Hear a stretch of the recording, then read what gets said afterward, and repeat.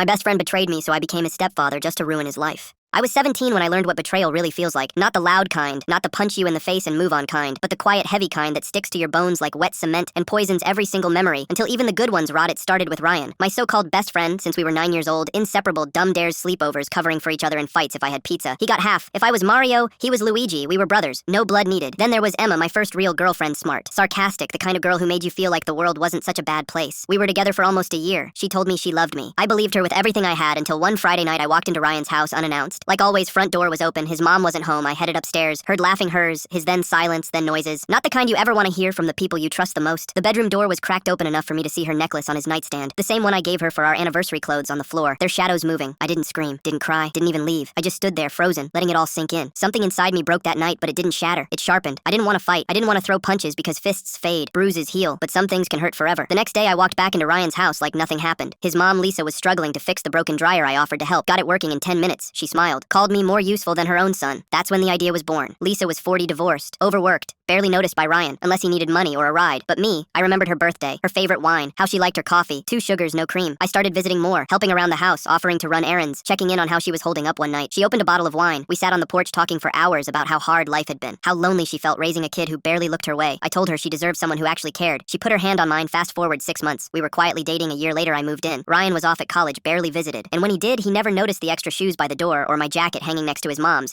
until Thanksgiving came around. He walked in, saw me setting the table and laughed. "What, you live here now?" I grinned. Something like that. He didn't get it yet. The next morning at breakfast, Lisa dropped the bomb. "We're engaged." Ryan choked on his coffee, stared at her, then at me. "You're joking." "No," she said. "I love him." His face went pale, then red. He stood up, slammed his chair and screamed, "What the hell is wrong with both of you?" Lisa calmly told him if he couldn't respect her choices, he should leave. He did, stormed out, door slamming so hard the picture frames rattled. We got married the following spring, small ceremony. Just a few friends. Lisa cried. I said my vows without flinching. And just like that, I became Ryan's stepfather. I made sure to frame the wedding photo and hang it right in the living room directly above the couch. So the next time Ryan visited, the first thing he saw was me holding his mother's hand, grinning with a gold ring on my finger. His jaw dropped, his fists clenched. He stared at me like he wanted to murder me. "You psycho," he whispered. "Call me Dad," I replied, and winked. He stormed out again. But here's the twist. It stopped being revenge somewhere along the way. Lisa wasn't a tool. She became my person, my home, my family. The one who picked me up when my whole world collapsed. Ryan still hates me. Mia disappeared long ago. But every Christmas I send him a card, signed Love Dad. And every single year I sit by the fireplace sipping coffee, watching the flames, knowing that sometimes the best revenge isn't loud, it isn't violent. Sometimes the best revenge is living rent-free inside someone's head forever.